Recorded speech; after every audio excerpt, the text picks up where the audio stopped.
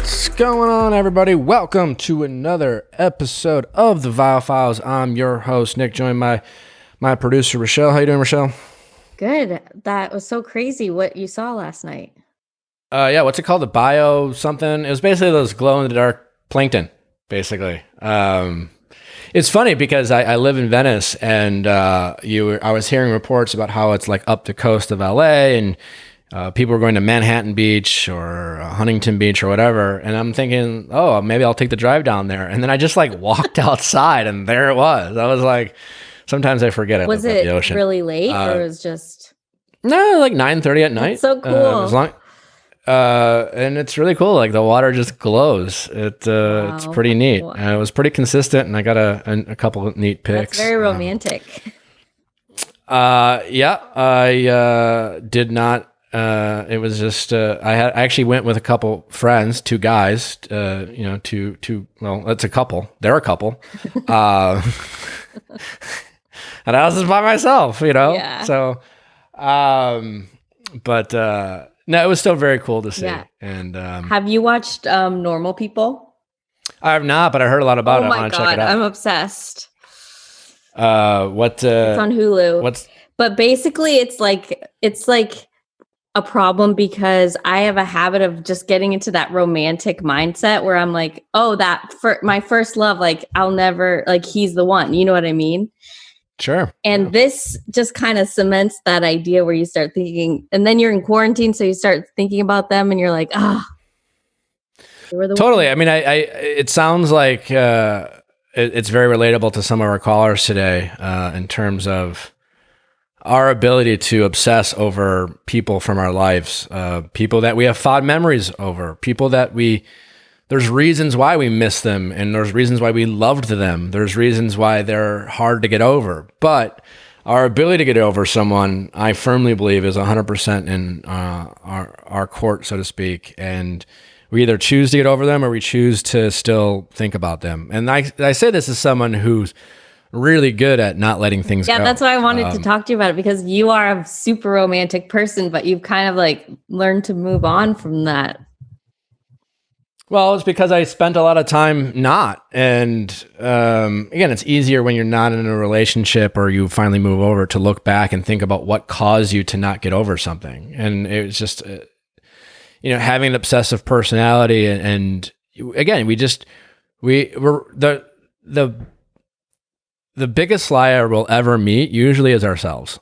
Ooh. We're really good at lying to ourselves. Like no one will lie to us more than ourselves throughout our lives. Like we're so good at lying to ourselves. And again, it always comes with the idea of protecting ourselves and protecting our egos. And, it was always just like, oh, well, like that's why they did that. It's because of this. And I don't know, sometimes we just would rather not know. So we create other stories and narratives in our heads. And when it comes to a breakup, we're really good at trying to explain why they had this or why they did this or why they, and then we have these friends who are like, well, they definitely are thinking about you, but like, they're just, scared to like jump back into a relationship. And it's like, I don't think they're thinking about you at all. They're probably fucking someone else. God.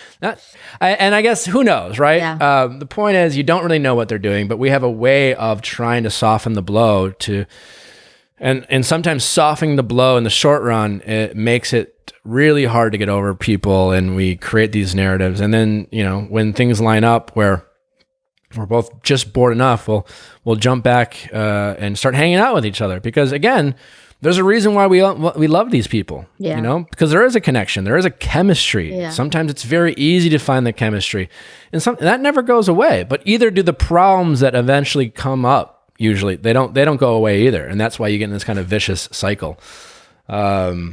I think we just have to remind ourselves that we have a way more power in getting over people than we'd like to admit. We like to talk about like the romance of it all. It's like, I can't help it. I'm just in love. I can't help who I feel. Yeah, you can. Actually, you can very much help it. You just have to be a little bit more honest with yourself about the possibility of it not being the one and not romanticizing about the things that we missed. So anyways, we talk a lot about that today in this episode. I think you will really enjoy it. So I hope you do. Make sure to check us out on Wednesday for a great episode with Laura Morano, a very talented actor and musician. doing a lot of great things, and we have a fantastic conversation, as well as check us out tonight or tomorrow for the Listen to Your Heart finale recap. And anything else, Michelle? Nope. Don't forget to send your questions at asknick@castmedia.com, cast with the K. Certainly, we'd love and appreciate your 5 stars review on iTunes if you have the time. Always like to get those up. Bounce out our critics, anyways, I don't know. I like begging for reviews. That's all I really want to say. Other than that, let's get to the calls.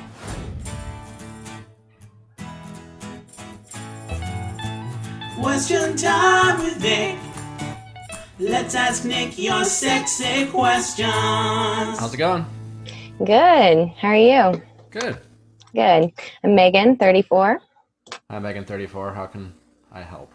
Well, I have an ex that I've known for a long time, since I was 22. Okay. And I just can't seem to get away from him. So that's my major issue. I've been in a decent amount of relationships throughout the years since I've known him. I've actually even been married since then. Been divorced now for 3 years. And in that time, since I've been divorced, I've actually slowly went back to him a couple times. And I just seem to just keep going back. In the time that I've gone back to him a couple times, I just, it seems like guys just can't compare to him. And then I always tend to go back. So it's kind of the whole ex thing. And, but there's certain circumstances that is the reason why I can't ultimately be with him. So I'm just having a hard time getting away from him. I've done the whole blocking thing and social media and all that. And I still have issues getting away. So I guess that's my issue. You met him when you were 22, and did you guys ever date? Oh yeah, we dated for 3 years. Okay. And then why'd you break up? So it's always the reason why, and it always still to this day is the reason why is he's kind of, it's his career. He's kind of a nomad. He doesn't want to settle down. He likes to travel for his career. I'm very sustained in what I do. So I'm an 8 to 5, Monday through Friday kind of girl. I always have been. And he's kind of that. His schedule, his career is all over the place. And that's where we don't agree. And so we've always had issues with that. Who broke up with who? We ultimately kind of ended it mutually. And we always kind of have. I don't totally believe that. But okay. who, I mean, thinking back, like who initiated it? It might have been cordial. It might have been mutually respectful, but it wasn't if you guys woke up one morning, counted to 3, and you both said, we should break up. All right, you're right. It was me, ultimately, at the end, back when we were younger. And it was hard. It was hard. Okay. It took a while to get him away from me fully. He didn't want it, but I just told him, your life does not match mine, and I need to move on. And I did, and I found my then husband, and he was polar opposite of him, of my ex. Okay. And I wonder if that's kind of why that didn't work out, unfortunately. But and then I eventually went back to my ex to just try it again, and it didn't work again just because of our lifestyles. And it's unfortunate because I can't find somebody that measures up to him, so to speak, and it's so frustrating. What do you mean by measures up? Personality wise, and just kind of gets me, and I don't know. It's just like nobody is like him, and I can't find it. And I try and try. And some of these relationships will even last up to 6 months or a little bit longer, and they ultimately fail. And now here I am at 34, and I just can't make a relationship work. And I'm like, am I just doomed to be with him ultimately, even though I just can't make it work logistically? So what do you mean by doomed to be with him? I don't know. I mean, is it going to be him or no one? Well, that's entirely up to you. I definitely don't believe in the idea of I can't get over someone. I mean, ultimately, it's your choice, right? Mm-hmm. You've allowed yourself to allow the thought of him and even literally him back into your life. That's just how it is in a sense. No doubt he has qualities that you like, and then there's qualities that you don't. But it's always, he's kind of been your go-to in terms, like you said, your comparison. So as soon as you date someone or even you break up, you allow yourself to dwell and ruminate over this fellow, right? Yeah. And then you obsessively kind of think about it and fantasize about the relationship. Let me ask you this: how long ago did you break up? From when you actually dated? When it's been a long time ago. 23. I was 26. So 26. Okay, so several years ago. Yeah. And since then, like, it sounds like you've had some contact intermittently. Yeah. Back and forth, but you've never actually dated since then? No, we just kind of on again, off again, just hang out. So physically you hang out? Yeah, sometimes. And I presume you've hooked up? Yeah, we have. Yeah. I mean, a weekend here, a weekend there, we'll kind of touch base again, but it's almost like I feel like I'm just hanging out with him for just a couple days because we're kind of in that bubble and we know it can't really work. So we're just catching up, hanging out, and then we when you say like go separate ways again. When you say you can't really work, has he tried to date you since then and you're always saying no, or are you guys now on the same page of this won't work? He talks about it like it might work, but I know it won't work. Well, then why do you keep hanging out with him? Because I like the idea of him, but and it's only when I'm single again, obviously. It's not sure. So I guess what I don't know. Yeah, I guess what I'm saying is, like, listen, it's tough. I get that you are attracted to him, you like him. There's obviously a lot of things about him that you're drawn to, but you have decided for whatever reason, you've put up this wall and this barrier that you can't be together with him. A lot of people can relate to that. I've related to that where I might meet someone where I feel like they're great. I feel like they're too young for me, and it's not like it's not feasible type of thing. But everything else you really like, right? Right. I'm not here to tell you whether you're right or wrong about your determination, whether you're not compatible with him. I'm just here to say, like, you just have to make a choice and you have to stick to it, right? Because what you're doing is you're being weak.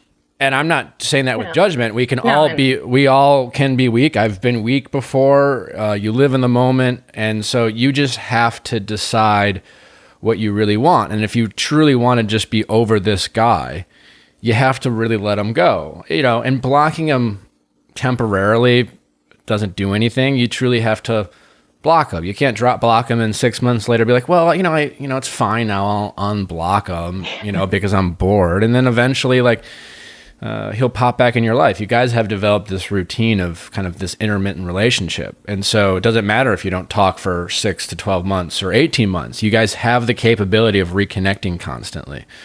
And as long as he continues to live this, as you say, nomad life, most likely he won't, chances are there's a good chance he won't settle down for a while. Someday he probably will. I don't know. But until then, you have this kind of side piece, if you will, right?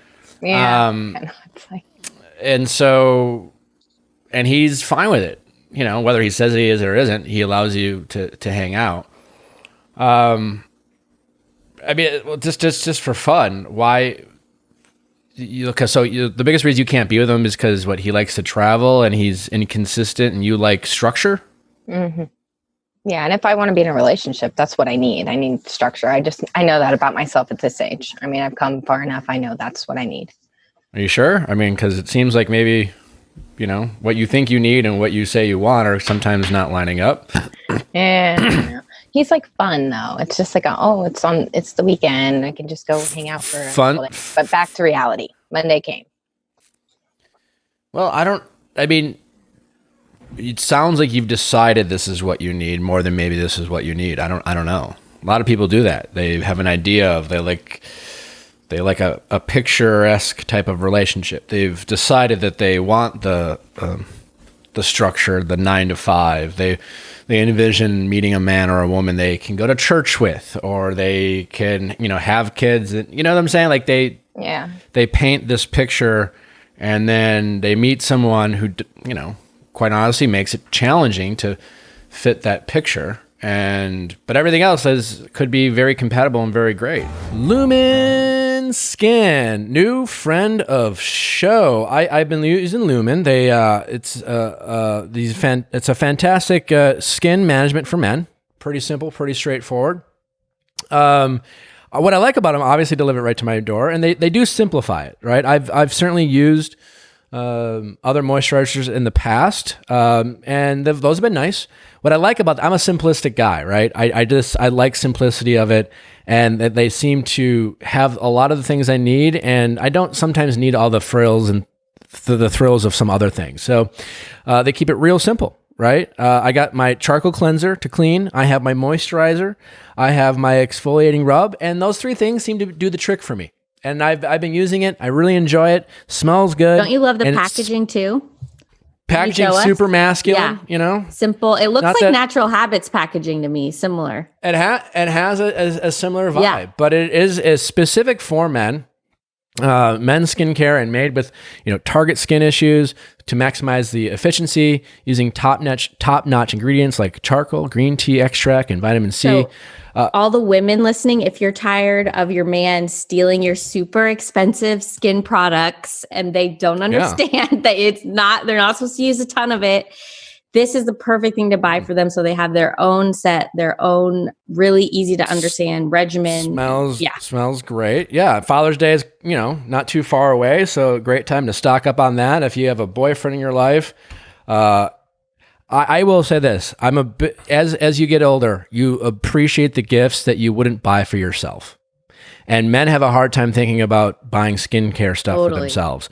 So they will actually appreciate a gift where they think, you know what, I probably thought about this. I never did it. I didn't know what to do, and I think getting this from a girlfriend is something that I know I would appreciate, and I bet your man will too. You deserve to look and feel your best. So does your boyfriend. You got to look at their faces every day. So if it's for you or for someone else, here's where you go to start. Go to luminskin.com/VIALL to get a 1-month free trial of everything you need to start your skincare journey at home. That's luminskin.com/VIALL to get your first month free. luminskin.com/VIALL. THERAGUN. Oh. He revved it up. There you go. Listen, I love massages, and before quarantine happened, I would go get them a lot, and so THERAGUN has filled that void in my life. In addition, I gotta say, it's for me, it's a great stress reliever. I grind my teeth, and when I do that in my sleep, sometimes I get a really stiff neck, and so I use the THERAGUN every night before I go to bed to loosen up my neck. And I find that it helps me, I don't know if it actually helps me stop grinding my teeth or not, but it certainly relieves the tension that comes from that. And rubbing out kind of joints and muscles. I don't stretch nearly as much as I should. And this really helps warm me up before I work out. It helps, get out any kind of muscle aches and kinks. I love it. It's so easy to use. I can use it on myself. Can you show us how you use it on your neck? Just go like this, and then I can do it with the other hand. It's fantastic. So I can use it if you go up over your head. You can use it on your back all by yourself. No, you really can. It's actually remarkably easy how you can kind of cover every part of your body. It feels so good. I sit on my couch, I do it, and you don't have to do it for super long periods of time. I just like using it for 30 seconds sometimes and loosen up some muscles. So I don't know. You'll get addicted to it in the best possible way. THERAGUN risk-free for 30 days. There is no substitute for a THERAGUN Gen 4 with an OLED screen, personalized THERAGUN app, and the quiet and power you need, starting at only $199. Now, I'll tell you what, that is a steal because I've spent so much more on massages, and the THERAGUN's just as efficient. Go to theragun.com/VIALL right now and get your Gen 4 THERAGUN today. That's theragun.com/VIALL. Theragun.com/VIALL. You just have to decide what you want in a relationship, how you prioritize your relationship, because it sounds to me you have one priority of the type of relationship you want, right? Which sounds like you've literally have been married and now divorced. So it sounds like maybe your ex-husband, probably, my guess is, made you feel very comfortable about the possibility of having the perfect picturesque type of relationship. Yeah. And yet the relationship between the two of you didn't live up to kind of your expectations of what you needed to feel fulfilled as a person in a relationship. Exactly. Yeah. So you have to decide which is a bigger priority. And again, I'm not here to decide what's that for you, what's right for you, because it is possible. Maybe you are right. Maybe he's just not compatible. Maybe him in small doses is just enough for you to not forget about him, for him to always be there and to romanticize the type of relationship you can have with him. And if that's the case, you really need to cut him off. You need to you need to be harder on yourself. You need to truly let him go. And then you need to stop thinking about him. One's ability to get over a relationship is the choice. You have to want to get over. People say they want to get over people all the time, but they don't, right? Yeah. So you have to stop talking about them to your friends, and you have to police yourself. When you have the desire to look up his picture or to stalk him on Instagram or to talk about him with friends, you have to stop doing that. Yeah. And over time, you will get over it. And then when you feel moments of weakness, you have to, it's like anything else, like quitting smoking. You have to replace it with something. And you have to sometimes be tough on yourself. But you can do it, again, like quitting smoking. Like, it's hard, but people can do it. It's possible. You have to really want to do it, and you have to really fight through it, and you have to really get through those moments of those cravings and those urges to have that instant gratification. On the flip side, maybe what you say have been telling yourself that you want in a relationship your entire life isn't exactly what you want. Yeah, I think you might be right on the second part. Are you calling to ask for me for permission to? No. I mean, but when you talk it out like that, and because he is really hard to forget, and he's been really hard to forget all this time, and maybe I am being a little stubborn about my. Describe what a relationship would be with him. I think it would be a little. I don't know. I think I would just have to try it again to see if it's something I would have to change my patterns in my routine just a little bit to see if I could do it. In relationships, have you always been the dominant personality? Yeah, I'm pretty. You're the boss. I think I am a little bit. I try to work on that, but I like. Well, you're proud. Yeah, you're gonna have to try to not be. Yeah.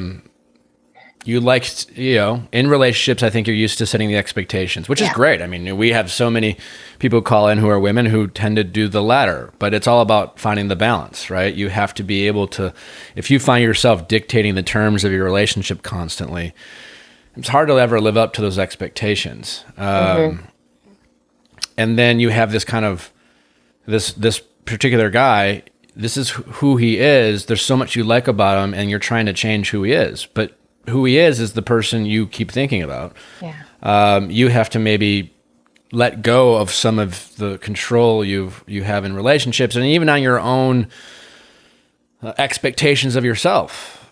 So if you were to start dating this guy, if you were to say, you know what, maybe this is the guy I should be with, you're going to have to get through a very uncomfortable period, right. No doubt. Because once you start hanging out with him and he is who he is, this free-spirited person, you're going to reach a point where it's like, see, I know I didn't want this. But you're going to have to ask yourself in that moment, do I not really want that? Or is this different than what I've always told myself I wanted? Right.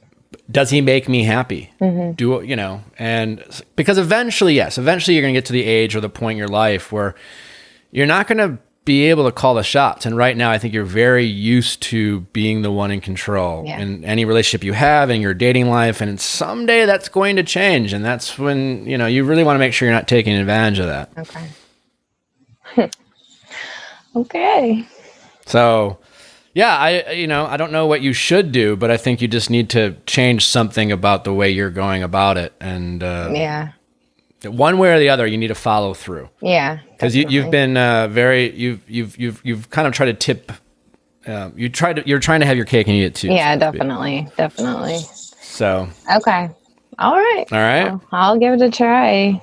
Okay. All right. Thanks a lot. All right. Best of luck. It. All right. Yeah. Take care. All right. Thank you. No problem. All right. How's it going? Good. How are you? Good. Thanks for asking. What's your name? Leah, and I'm 25. Hi, Leah, 25. How can I help? Okay. It's kind of a long story. I'll make it short.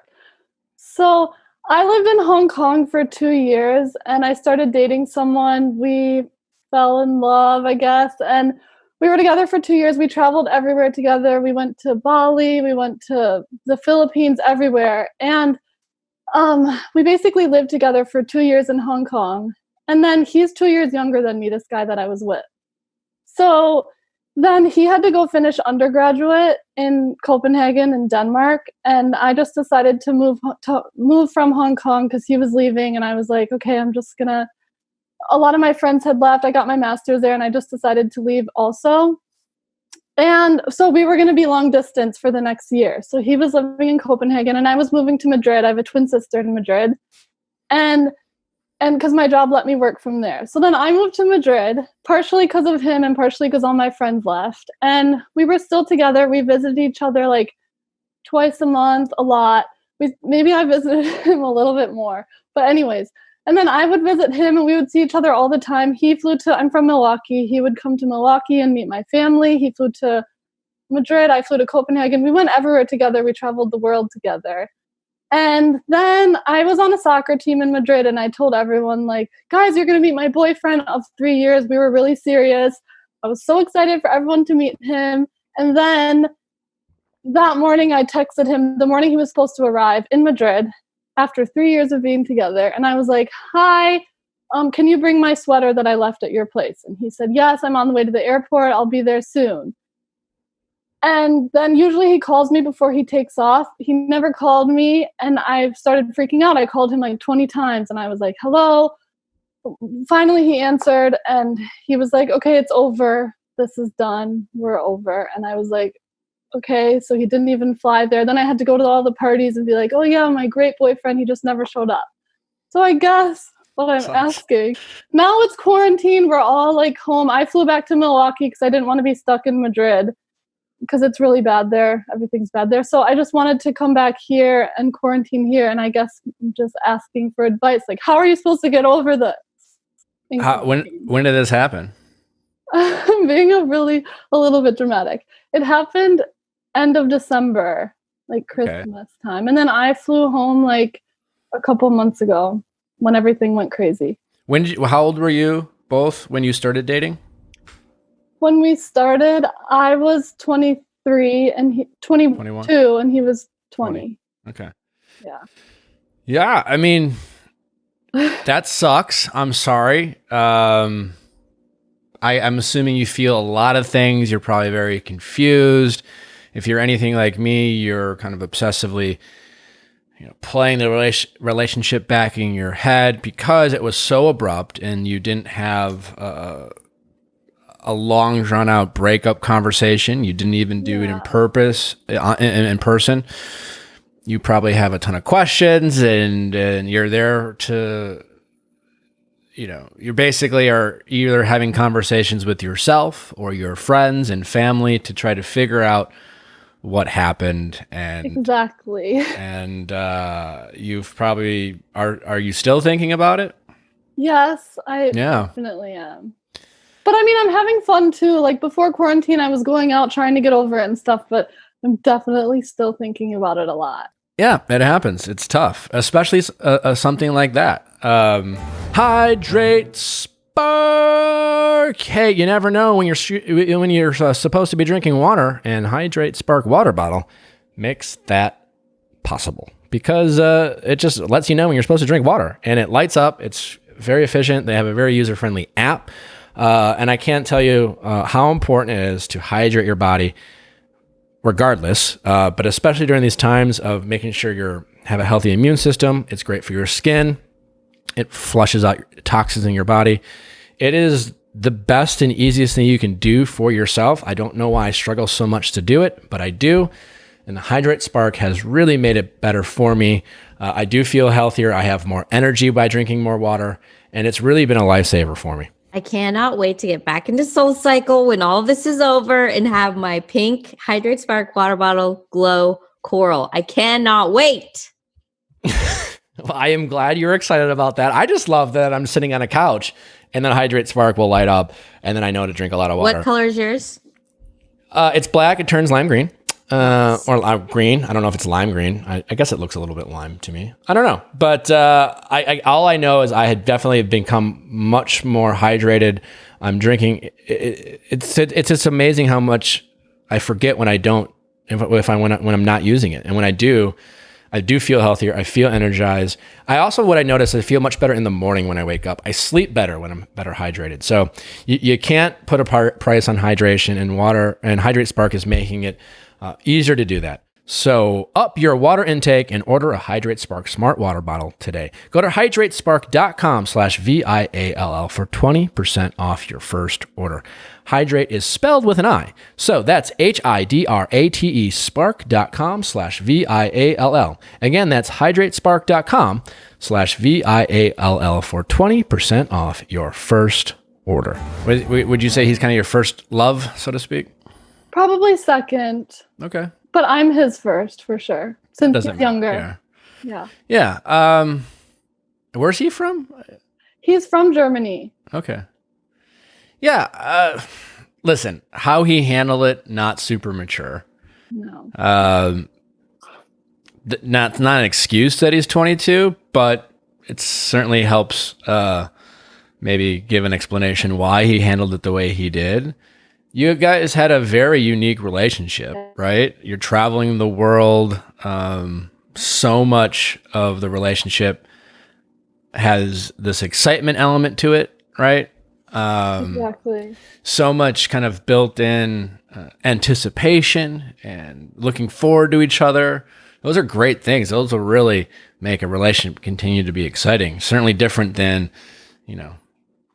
living in Milwaukee and having your 9-to-5 job, and your boyfriend's from Milwaukee, and you hang out every day, and you go to the bars on Water Street, and then after like 6 months, you're like, hey, we're still together. This is cool. Do you want to go to the same bars? And I'm not saying you can't have a very happy relationship like that, but things can feel very stale very quickly sometimes. And that's when relationships really start, is when you're nothing else is propelling the relationship other than your mutual compatibility, and you're able to connect and talk and all these things. And so much of your relationship was all based off this anticipation and traveling and seeing the world together and sharing these life experiences. So, what you need to do in terms of try to get over it is just, I always like, accept it. Acceptance is how you get over someone, right? It's tough. You need to just even without, people have a strong habit of convincing themselves they can't get over something when all they really have decided is that they don't really want to get over it. I don't know. You seem pretty level-headed. Like you seem to have accepted that this is over. You're just having a hard time processing it, right? Yeah. You have hope. Are you hoping he calls? You're hoping he gets back together? Do you still have hope in your heart? I mean, I would have hope, but I just know it's over. I know he just wouldn't. He's so prideful. I know that he wouldn't, but that's good. I wish. Okay. Well, you need to let that go, right? No, I know. What? And just out of curiosity, let's say he called today, and said, "Oh, you know what? My bad. I freaked out. I'm sorry." What would be your response? I would be happy, but I don't know that I would accept it. I don't know that I would take him back, but I would definitely be happy. Like, yeah, I knew you made a mistake. So there you go. Like, your ego would be thrilled. It would validate the fact that, all the embarrassment you felt going to this party, having to explain yourself and then judging yourself for it, all these people you had to tell you probably felt like a loser or whatever. And in reality, they just simply had sympathy, and the only person they probably judged in that moment was him. Like, well, fucking dick.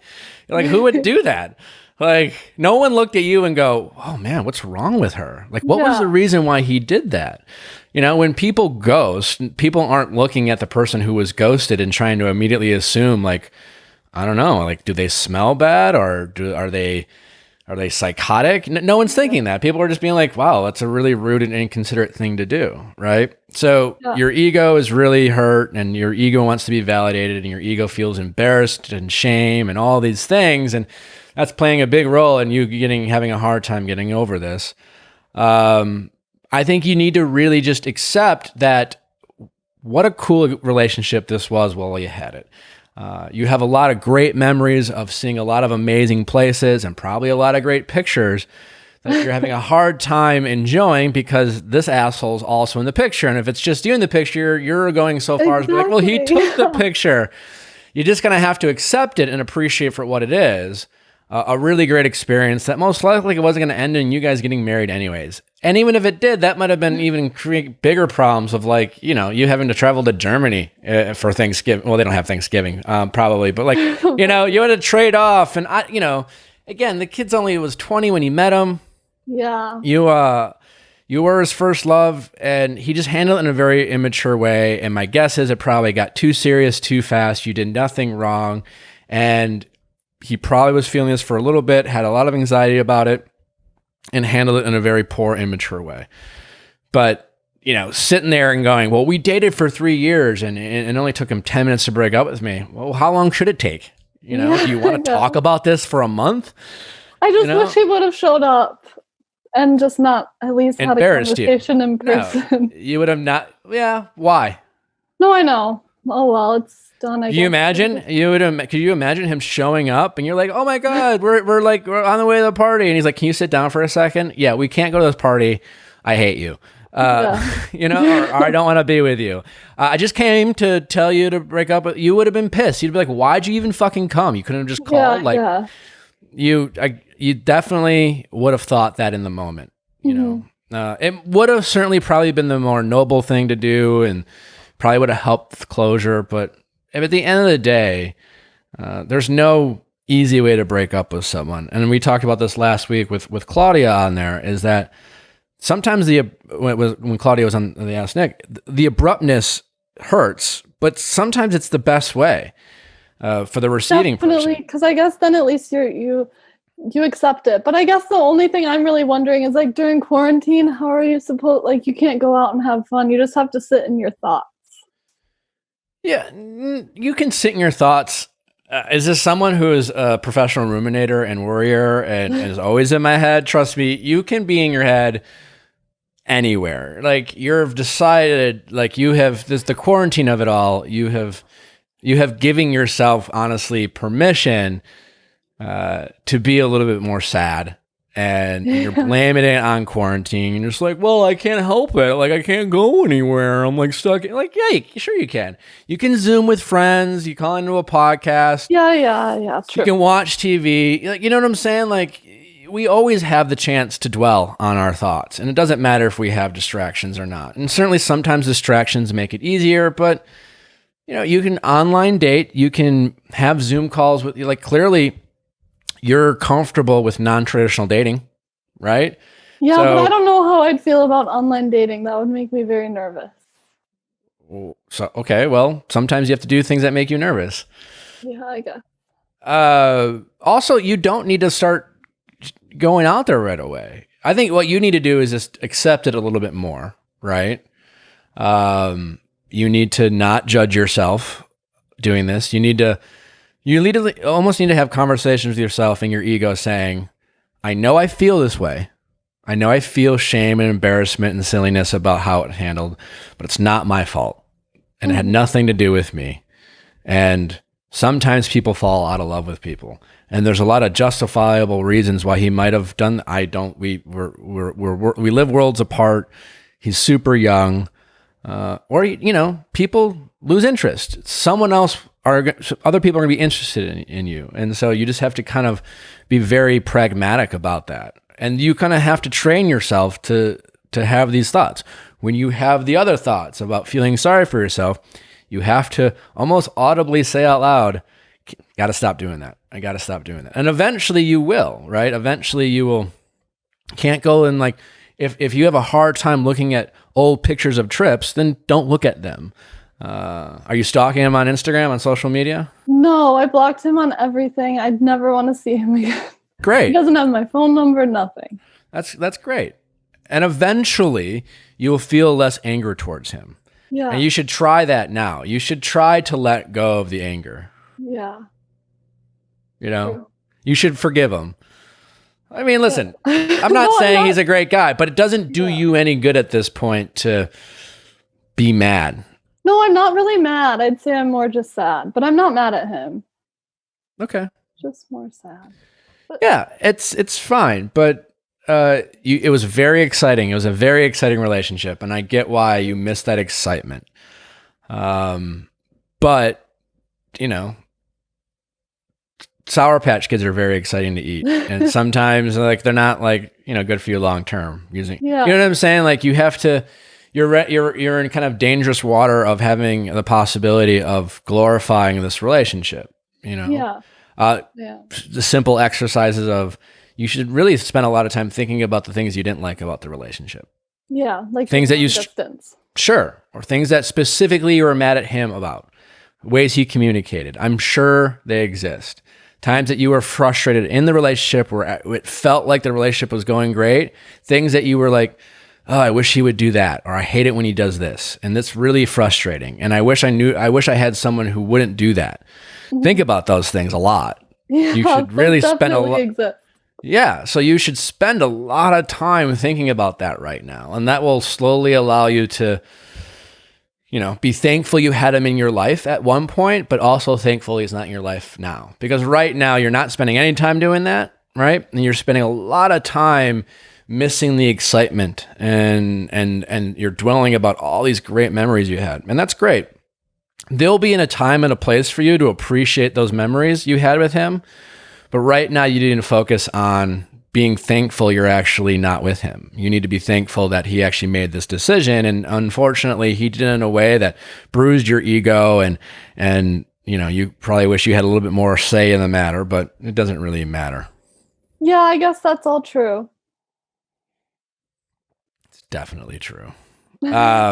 And right now, like, you know, spend time hanging out with friends, you know, as you are. I'm obviously quarantined. You can Zoom. When you're ready to date, be patient with yourself, you know, going on a date and having 3 dates with either guys who you don't like or feel like they don't like you. That's going to happen. That's normal. It's called dating. It's not a reason to go back and be like, well, if it would just be easier if I had him. And if, you know what I'm saying? Like, it's super easy to do that. Yeah, I'm just excited to get back to normal life and go back to Madrid and not be stuck here thinking about it. Yeah, but again, Milwaukee's not the reason why you're thinking about him, and Madrid's not going to save you. You know what I'm saying? Madrid is the place that he broke up with you in. So, like, you know what I'm saying? Sure. You got to, these things you're saying to yourself, well, once this happens, I'll be fine. No. You need to, in Milwaukee, during quarantine, focus on how to stop thinking about it. And you know what I'm saying? So that you're pushing off getting over them. Mm-hmm. You know? And you're making excuses and giving yourself permission to dwell on the relationship. Yeah. You're blaming it on being stuck in Milwaukee. You're blaming it on quarantine. You can get over it in Milwaukee during quarantine. Yeah. It's just a matter of perspective. It's just you have to obsessively tell yourself, you know, fake it till you make it, you know, and you need to stop missing him, and you need to stop telling yourself you're sad. You've done that. We're now in May. You've had 4.5 months of saying to yourself and saying to your friends that you're sad. Yeah, I know. You've definitely had plenty of time to process those emotions. And now you're past the point where it's doing you any good and helping you get over it. And now what it's doing is getting you stuck into a certain mind frame. Well, thanks. Yeah, I agree. Well, I'm glad I'll get over it here in Milwaukee. you can do it. It's really just it's your point of view. You Yeah, can get over him if you totally want it to. is. You have to really want to. You have to stop wishing he would call. You have to stop wishing you could be validated by however he embarrassed you. You just have to accept that's what happened. It sucked. And what could I learn from it? You have to be really kind of pragmatic about it. Yeah. And I don't need fucking Madrid, or I don't need to travel. And that was a really fun time. I had a lot of great memories. Someday down the line, I will appreciate them more than I appreciate it right now. You just have to kind of keep saying that to yourself, and you got to stop fucking telling your friends you're sad. Okay, yeah. All right. Sure. Cool. All right. Okay. Well, thanks for calling. Keep us updated, but you're gonna be fine. I promise. I will. Thanks for the advice. You're welcome. Take care. Bye. Bye. Yeah, breakups.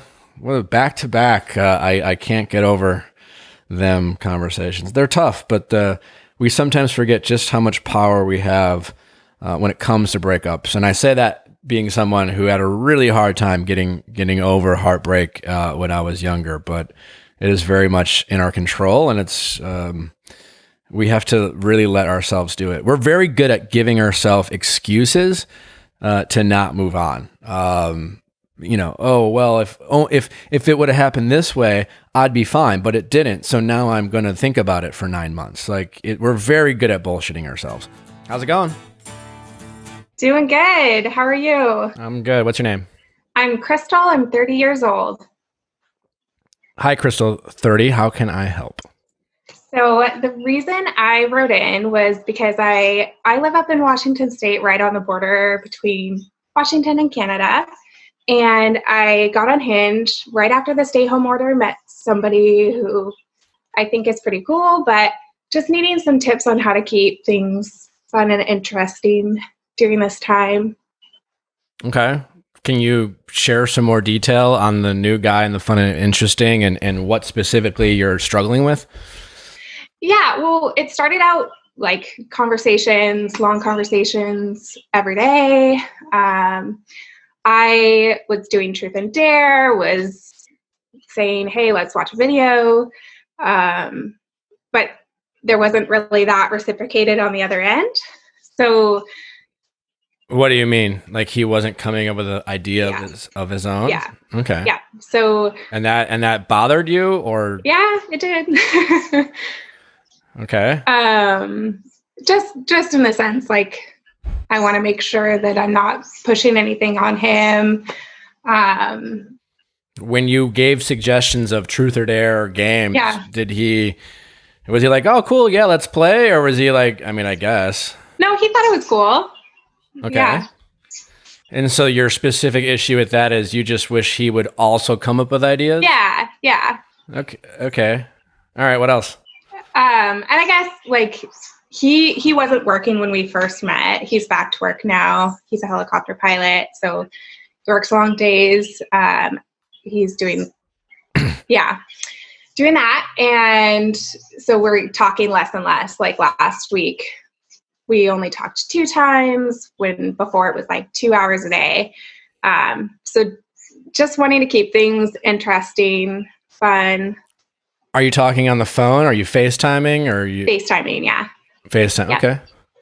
Okay. Since you've talked less and he's back to work, is the communication still consistent via text, or are you feeling it's dwindling? Yeah. So it's dwindling? Yeah, it is. And I mean, it sounds like you're worried that he's lost interest and you still have interest. It's more that I'm losing interest, and I'm pretty sure he's still interested. Like, okay, then what's the problem? I don't know. He's someone that I want to continue getting to know and meet after this, but in the interim, I just don't know like how to keep my interest when he's not giving a whole lot. What makes you interested in a guy? I think part of it is that we found out we have a mutual friend. His boss, I know, I've worked with before. And that person said that they were planning on setting us up. So that is part of what makes me more interested in him, just having that background, that kind of mutual person we know. Why? So like, he's not like a killer? Right. Yeah, that he's a good guy. Okay. Sure. Okay. What else? I mean, that's not much. There's a lot of mutual friends. I'm sure there's a lot of people who'd want to set you up with their friends. There's not, but no, he's smart, like has a cool job, adventurous. Like there's a lot on the checklist that he checks. Oh, a checklist, huh? Well, if there is one, yeah. Okay. No, you definitely have a checklist. Okay, maybe so. I mean, I'm teasing you because listen, I'm not there having conversations. Just because a guy isn't coming up with games you should play doesn't mean you're not compatible. Right. It seems to be a slightly unrealistic expectation. I think it's nice if you, some people are planners, some people are not. And quite honestly, sometimes relationships are really great when one person's a planner and the other person's not. And the planning could even come down to something as simplistic as little things you can do to keep things interesting. Would it be nice if he was just as coming up with ideas as you? But that's just probably not his personality. He probably really enjoys it about you. He's probably, if he is excited about you, he might even been saying to his friends, "Oh, wow, she comes up with these games. I really like her. It's fun and fresh."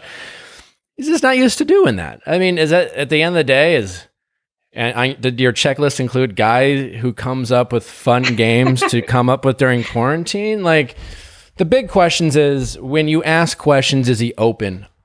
Whether it's a fun game or whether it's a deeper question, is he responsive to your questions? Or does he give you like yes and no answers and sounds frustrating? It sounds like almost disinterested, excuse me. In terms of, listen, I get the desire of, here you are asking him questions, coming up with ideas, he's going along with it, and you're just waiting for him to like ask you questions and do that. Does he ask questions about you? Like, do you feel like he's giving you an opportunity to express who you are to him? Yeah, I think the busier he's gotten throughout this, the less that's been a part of the conversations. Yeah. Yeah. Well, listen, relationships, and I'm sure you don't need me to say this to you, aren't about like game playing and things like that. It's more so certainly. Sorry.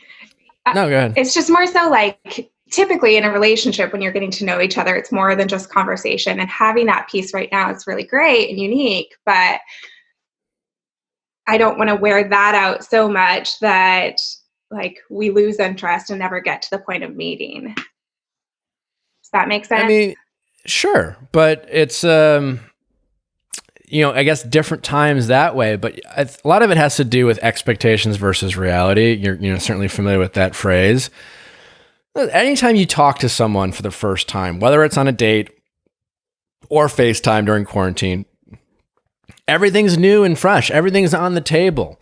Even conversations you've had with other dates, you can kind of cheat and steal ideas. We've all done that, and it's all fresh and new. You always reach a point where you're just like, okay, well, what do we talk about next? And in that awkwardness, if you're in the same room, that's when you have sex or make out or something like that, right? Mm-hmm. Like that's where and then you feel this pressure on yourself of like, oh, we have nothing to talk about. That's okay. Some silence is golden. There's a level of, you need to be comfortable with silence. If just because you're not like rifting and it's constant talk, like doesn't mean you don't have interest. You're going to have to adjust your expectations of that. I don't know if this guy's your guy, right? Yeah. But all I'm simply saying is, just because he's not coming up with other ideas to help carry the conversation so that every time you talk, it's like filled with like nonstop excitement and riveting conversations, doesn't mean there's not a connection there. The thing that I thought was interesting, and you said he's probably not a planner. And when we were first talking, he said in his last relationship that was something he needed to work on, and he's trying to work on. So There you go. do I bring it to his attention that, like, I don't know. I don't know if now's the time to like start training him. I know. Listen, saying I'm not a planner, I need to work on it. I got news for you. He's never going to be a planner, right? Mm-hmm. And also, like, does he really have to work on it? I don't know. You know what I'm saying? Like, it's just not in his nature. And so is it like, my point is, if you date someone who's just not a planner, you know, he just doesn't, it's not in his bones to just, you know, make a schedule. He gets shit done, you know, like if you're in a relationship with the guy, once in a while, is it nice to like have the not planner plan a nice birthday surprise for you? Sure. Maybe like plan a weekend getaway. That's nice. But like, this is who he is. And you have to accept that. I also be careful what you wish for too. When two planners get together, whew, boy, hard to get things done because you both have a plan. You know, take advantage of the fact that like usually the non-planner will be like, great, yeah, whatever you have planned, I'm fine with. I'm just glad I don't have to plan it. Again, there's a balance to it, you know. But those are conversations you have when you're boyfriend and girlfriend. Like you're just dating the guy right now. So I guess what I'm saying is chill out a little bit in terms of like, you know, don't be the girl who's like talking to a guy and gets a guy to open up about like things he has to work on. And then from that point forward, you're just like, well, I got to hold him accountable. You know, like, well, he told me he has to work on it. So as soon as it rears its ugly head, I'm going to let him know that he needs to, you know, plan the next game. Like, calm the fuck down, you know? You know what I'm saying? Yeah. Like, dating is hard enough, and finding someone we connected with, don't look for problems.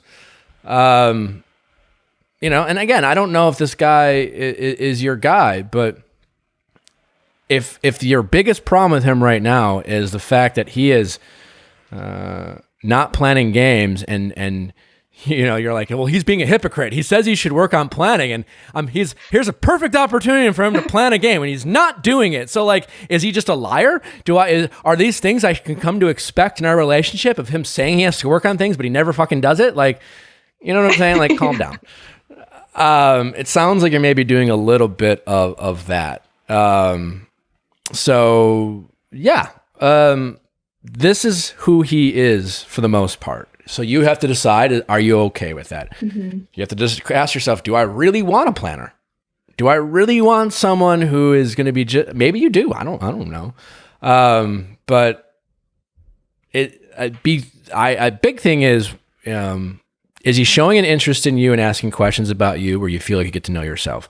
When you ask him questions and you plan things, is he receptive to your ideas, or is he a Debbie Downer? Right? If he's a Debbie Downer, he's like, this is stupid. Well, that sucks. And if he doesn't ask you questions that give you an opportunity to express yourself, that sucks too. It sounds like he's doing all these things. So like, I don't know what the problem is, other than like, you've decided to make issue with the fact that like, he's not doing his part, you know, like, I just don't want it to be, I don't know, something that he doesn't want to do, but you're right. If he's receptive to it, then I should just accept that. Yeah, I mean, if you get the sense, I mean, yeah, again, one of those, be careful what you wish for. It's just like, well, I don't want a guy who takes charge. Sure, but like, all depends on, I don't know who the type of person you are, but if you're the type of person who takes charge, who knows what she wants and is good at expressing what she wants, then you might run into a problem when you meet someone who's also good at that. You know, you say what you want a guy who takes charge, but you constantly tell him you don't want to, you know, like, well, I don't know if I want to do that, you know. I don't know. I'm getting the sense that maybe you have and that's great that you are expressive, but then you have to balance it out with finding someone who is maybe a little more easygoing than you are. Yeah. And I would say I'm pretty easygoing, and that's why having somebody who likes to plan would be nice in certain situations where it's like, I like to go along with things too. So it's putting me out of my comfort zone, having to be the one to come up with all these ideas too. Well, don't think you have to come up with ideas all the time. Yeah. You can just talk, you know? Yeah. If you guys start dating and, post, like we get outside and things get back to normal, maybe like, my God, it's a lot of work to always make sure that you have something fun planned. Yeah. That's not a relationship. A relationship is like sitting in silence and enjoying that person's company sometimes. So I think you just you're just still, it sounds like you're still figuring out how compatible you guys are, and that's fine, but just don't make up problems just because, that's a little silly to nitpick over someone who's not planning games. Yeah. And it's just not who he is, right? Like I said, between him working on planning and coming up with, there's a big stretch. He's probably, it's like, if you were to bring it up to him, he would probably be like, what? Huh? I'm supposed to do that? You would totally blow his mind out of left field. Probably. And it would, it would seem, my guess is you would come across really intense to him. Yeah. Be like, oh shit. Like, okay. So yeah, we're adjusting. And so just be careful early in the dating process of trying to fast forward it. And like, sometimes there's answers you want to get early on in a relationship that are going to only happen over time. Mm-hmm. So early on, is there a general interest that you have? Are you excited? Do you look forward to talking to him? Do you miss him when you don't talk to him? Things like that. And maybe the answer to those questions are no, and maybe he's not your guy. But if all those questions are yes, and you're just pissed he's not planning games, then I think maybe slow your roll a little bit. Yeah. Well, it's not just that, but yeah. What else is it? Well, just like what we had said, like making sure it's reciprocated, making sure that there's interest there. Like you nailed it on the head when you were saying, is he asking you questions? And lately it's been less and less, and time together has been less and less. And I think he's okay with that. And I'm just trying to get to a place where I'm okay with that if we are compatible. So are there specific things about you that you would like him to know? Yeah, I think so. Yeah. Okay. You think so, or you know? Yeah, I do know. Okay. Well, there's a big difference. Again, like, I only ask that because don't be creating problems that aren't there. Yeah. If there are specific things, then great. Then it's okay to tell them too. Some people are more communicative than others, right? And you have to find the balance. And seeing him willing to learn about you and him asking questions aren't always going to be the same. So find a way to just be like, ask him questions. Like, the easiest way to do that is the things that you want him to learn about you ask about him. Right? Yeah. And then if he doesn't ask, you just share it. Right? Now, his response to that is the telling part. If he's like, oh, okay, well, I don't really care, that's a red flag. Mm-hmm. He didn't really show an interest. If he's like, oh, well, thanks for sharing, I really like that about you, like, that's really cool, then ask follow-up questions, then there you go. Mm-hmm. Some people just don't have the comfort level to just get that deep that quickly. It doesn't mean they can't do it. It's just they're not used to it. Good point. So you kind of feel it out, Mm-hmm. So yeah, I think that's it. That's it. Yeah. It sounds like you have some more discovery to do with this guy. You might as well, you're getting a little antsy probably. There's probably a little bit of like wanting to move things quicker than you can. You haven't been able to like hang out in person. That sucks. Mm-hmm. And you're, almost like looking for an excuse to, not talk, which you don't have to.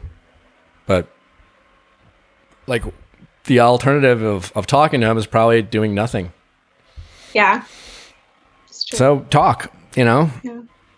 I think you're going to be okay. So just don't create problems that you don't have. Don't feel like you always have to come up with something interesting. Like, dating is not about being super creative all the time. Well, thanks, Nick. You're saying what I need to hear. All right. Well, best of luck. Have some fun. Take it easy on yourself, and try not to make it more stressful than it needs to be. All right. Well, thanks. Big fan of the pod. Oh, thanks for listening. Yeah. I appreciate you calling in. Yeah. Thanks. All right. Bye-bye. Bye. How's it going? Hi, Nick. My name's Hillary. I'm 25. I live in LA. I have been on a lot of dating apps recently during the quarantine, and I've kind of fallen into this trap where I'll start messaging the guy in the app, I'll give him my number, we text, and then it comes to this point where they're like, hey, can you send a picture? And I'm a little confused if they're trying to find out if I'm catfishing them or if they're really trying to get a nude, which in that case, I'm not interested. And then the conversation ends there. So are they asking for nudes or are they asking for a picture? They say, can you send a picture? And then I send a picture and they're like, nice, can you send another one? And it's getting weird because I don't know them well enough to be like, who are these guys? I mean, just from dating. So you're meeting them on dating apps and you have pictures of yourself on dating apps. Yes. How many guys does this happen with? Probably like 4. And it's all the same? I mean, it keeps going like, can you send a picture? And I send like a selfie of I sent a picture of my dog and one of them was like, well, send a picture of you. So then I send a picture of me and then they're like, can you send another one? And it just kind of gets weird. But is it the quarantine? Is this always the same? What do you mean? Same picture? Is it generally the same type of conversations with these guys? I mean, there's some that are better than others, but. Okay. And is this all via text messaging? Yes. Through the app? Have you texting out of the app? Sure. Have you set up any kind of like FaceTime dates or Zoom dates with any of these guys? Well, I would like to get to a better conversation before I do that because I think why? Well, I'd rather text them first to get to know them better, but I haven't. How well can you really get to know someone via text when you don't know their sense of humor or inflections or things like that? Or if you even know in their defense, if it's who they say they are. You can't. Like, what's the downside of specifically Zoom? Because like you don't have to share your information. Mm-hmm. I mean, you can text them a link on, right? Can you, maybe I'm wrong. I haven't been on these apps, but could you text a Zoom link invite on a dating app to someone? I think so. I haven't tried before either. So assuming you can do that, you don't have to share much information. You don't have to give them your number. Maybe you're not, and that's totally reasonable. Like, I don't know if I want to give a guy my number yet or my personal information. You set up a Zoom meeting. I mean, if it goes really badly, just click off, unmatch them on the app. You haven't risked much. Now, that being said, my guess is some of these guys are fishing for nudes and some of them are maybe just interested in verifying that you are who you are. And maybe somewhere in between where they're just kind of bored. Like, part of dating is like, there's a physical aspect, right? Mm-hmm. There's a real fear, obviously, in dating apps. How recent are your pictures? Do you look the way you do? How well do you know your angles versus like And so because we are in quarantine, we're kind of limited to doing that. And I think a lot of people, we're in this new period. So it seems almost weird to set up a Zoom as a date or FaceTime someone so quickly. And we're all used to texting, and we've really given too much power to text. He's not a good texter. I understand that texting is a preferred form of communicating for everyone, and it can be very efficient, but it's not a great way to get to know someone. Mm-hmm. So much of getting to know someone is through your expressions, the nonverbal communication. And then, so like when I like nonverbal, like even if we're talking and if we can't see each other, the love is blind, if you will. Like, you still only learn so much about what someone's saying, but at least you can hear their tone and their voice, So you could say a phrase 100 different ways and have 100 different meanings. And so you can't do that via text, no matter how good you are at emojis. Mm-hmm. And winky faces and things like that. And I understand it's not normal. So I appreciate on their sense, there's maybe some real curiosity of trying to figure out, is this person someone I really want to get to know? Right? Mm-hmm. Just out of curiosity. So when they're asking for these questions, have any of them started to get more specific that would suggest they're asking for nudes? No, but I didn't answer one guy after he asked for that, and then he sent me 5 texts 5 days in a row, like smiley face, are you there? Are you there? Are you there? Are you there? Just because for me, I didn't feel comfortable sending a selfie. That's fine. So then, say I'm not. And then the other one, he just asked me after that. He was like, well, what are you looking for in a dating app? And I said, I'm looking for something more serious, but right now I don't want to like put a label on that. And he was like, okay, it's good to know because I'm not like, I'm just looking for someone to hook up with. Okay. Well, there you go. Fine. Next. Yeah. That's fine. So he that was honest. Better. Good for him. Good for him for being honest. It's a challenge on dating apps to figure that out because there's a real fear. About, good for him for being honest. You never really know, but that is dating. You know what I'm saying? Like there's a real fear of, knowing someone's intentions in dating, regardless of the situation. Mm-hmm. And that's normal. So you kind of have to embrace the confusion, mm-hmm. right? And then getting people to be honest about their intentions is actually a good thing. It's, and it sounds like you had a pretty good perspective on him being honest. Like sometimes people can find that discouraging. Oh, well, it's just another guy who just wants to hook up, Now you know. I get why. Listen, if you were to go on a Zoom date with someone, I guess they could screen record or take a screenshot. There's that possibility, and I guess there's a risk there, I suppose. And I understand why you wouldn't want to send a selfie. But if you talk to a guy, a couple texts here and there, and he seems nice, like there's not much downside in sending up like a Zoom date to actually get to know someone. Yeah. And just clearly just being like, hey, do you want to hop on a Zoom call or do you want to like... Well, don't make it sound like a business meeting. No, I know, but I'm just saying like that transition because this is new territory. Yeah, listen, why don't you just be like, hey, like I know it's like non-traditional, but like you seem cool. I'd like to get to know you better. We should have a Zoom date. You call it what it is, make it playful. Mm-hmm. And listen, if a guy's like, well, that's weird. Well, you already know something about him. He's not willing to get out of his comfort zone and he's kind of judgmental and set in his ways. There you go. Next, you know what I'm saying? Like, mm-hmm. You might get on a Zoom call and a guy's hopes that you take your shirt off or something and you could still ask for a nude that way. But like, you know what I'm saying? Like, again, at any point on a Zoom date, you can close the meeting and you never speak to them again. Mm-hmm. There's not a ton of risks there, and it's also a lot more efficient to get to know someone. Because now what you're doing, I guess my point is you're guessing about their intentions. Mm-hmm. They're asking for pics, and here we are debating all the scenarios of what they might be, what their intentions are. Some of which might be hoping they send a nude. I don't know. Or this is who you are. Most likely, they just want to know you are who you say you are.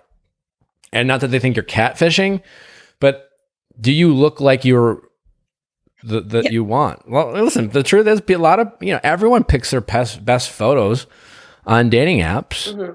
right? And there's nothing wrong with that. But some people have like 3 amazing pictures that even themselves are like, I don't know how I look this good, but I look fucking great, But that's just not really how they look. And so, guys are a little bit more superficial that way than women. So you're going to get guys who are going to think about that a little bit more. I just think, until things get back to normal, we have to we have to come up with a new normal. Totally. And the new normal is finding creative ways to get to know someone. Text text in general, text through dating app is not an efficient way to get to know someone. There's so much room to make a lot of assumptions and create a lot of confusion and guess on what they mean or how they mean it. People's senses of humor are just impossible to come up with, understand. Like people who know each other can confuse each other via text by like, are they upset? It feels upset because usually what happens when we read text, we don't read it in the tone of which the person intended. We read it in the way how we are feeling. If we're insecure, if we're worried that someone is mad at us and they send a text, we're going to read it as if they might be mad at us. Mm-hmm. If you know what I'm saying? Yeah. When they're totally not. Too many people waste too much time getting to know someone by texting on a dating app when there's just only so much you can learn. And you're actually wasting more time trying to do that in a very inefficient way. It's just incredibly inefficient to do that. So it doesn't sound like what you're telling me that it's obvious any of these guys are looking for nudes. Usually guys are a little bit more. After, I don't have my phone with me, but after I sent like a selfie to 2 of them, they were like, I want to see more of you in that sports bra. Like clearly some of them are more sexual. Okay. Yeah. Okay. Which is fine. I end the conversation and I'm fine going to the next one, but it's weird that I've gone in this and it's happened twice, but maybe it's just a coincidence. That's fine. I mean, at the end of the day, guys are horny little pervs, you know, like they're. Yeah, that's fine. I'm just like I've done that. I no longer want to be in that. I don't want to be on the dating app for that. And so I'm clear with my intentions. And then it's just hard during the quarantine, you know? It is. But I guess it's 2 things. One, you're probably going to run into a lot of guys who are lazy and horny and are just trying to get a bunch of nudes on dating apps. That's a reality, right? And it sounds like those are pretty easy to assess out, so to speak, right? Again, moving things quicker in terms of a Zoom date, like the guy who wants the nude probably will want to Zoom because he's thinking he can convince you of doing that. But if at any point it gets awkward that way, is it that weird to just hang up on someone on a Zoom? No. Just be like, you know what? You seem like you just want a nude. I'm going to go. You know? And no, I don't, you know, and of course he's going to say no, but just trust your gut. And if you're feeling it, then go with it. But people are getting complacent and lazy during this time and they don't know what to do. So they're just like, I guess we just asked for nudes. And there's a little bit of like, obviously guys need to stop doing that, but people need to try to figure out what the new norm is because they can't just say, let's go get drinks. Mm-hmm. And that's what I would typically do is I would prefer to go on a date rather than text or I guess now Zoom. And Zoom's not the same, but people are just dismissing that as just like, yeah, let's go on a Zoom date. This is where we're at. You can really get to know someone like this, you know?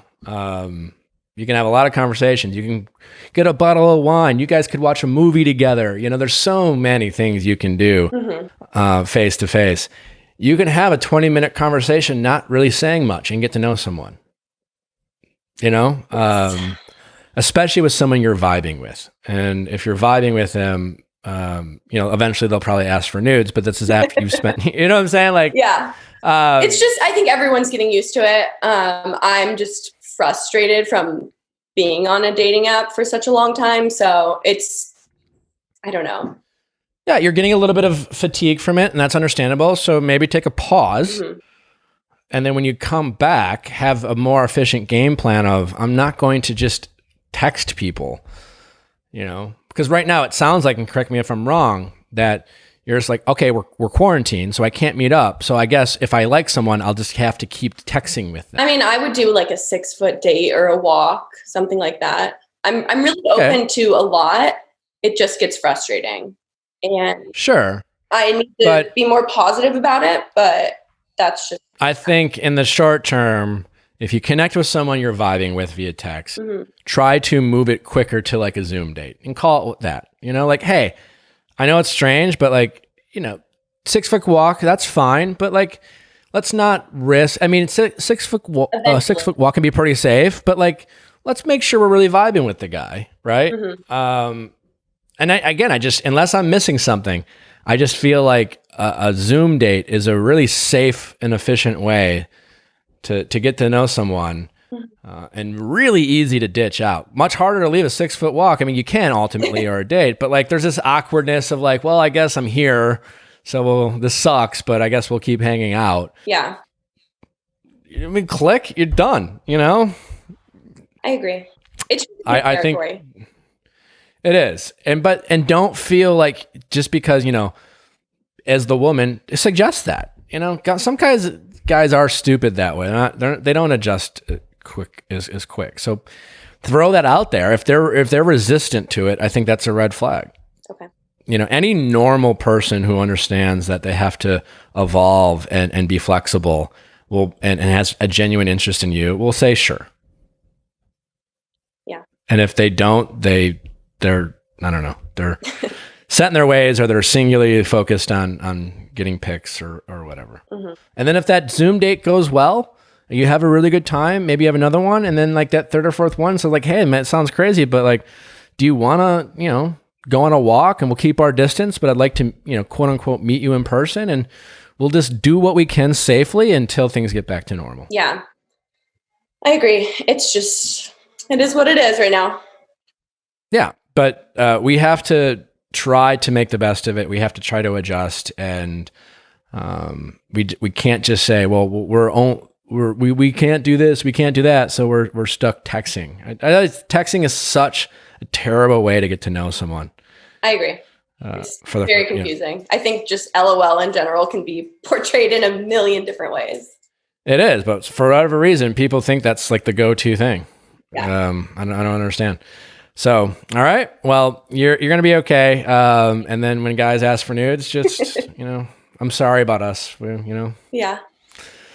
You guys are a little bit more visual learners, I guess. Put it that way. So, all right. Well, best of luck.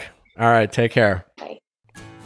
Well, guys, another great episode. Things are definitely, it's interesting how things get very quarantine focused and how we're, still evolving and adjusting to these new times. A big takeaway today is obviously, listen, if you want to get over someone, so much of that is up to you. What we tell ourselves, what we convince ourselves of, is really kind of dictates how things play out. And we shouldn't confuse how sad we are or how heartbroken we are. In no way determines your ability to get over someone. It might make it a little bit harder. It might take a little bit longer, but it always comes down to what you're telling yourself and allowing yourself to have different thoughts going forward. So for all the people who are getting over relationships, quarantine doesn't make it more impossible. It really comes down to our perspective. So just try to think about that when you are pining over someone who broke your heart and made you feel a little insecure about moving on. So anyways, thanks for listening. As always, we have a fantastic guest. Laura Morano joins us to talk about her upcoming projects and just have a really fun and fascinating conversation. Make sure to check that out. Don't forget to send your questions at asknick@castme.com, cast with a K. And until next time, thanks for listening.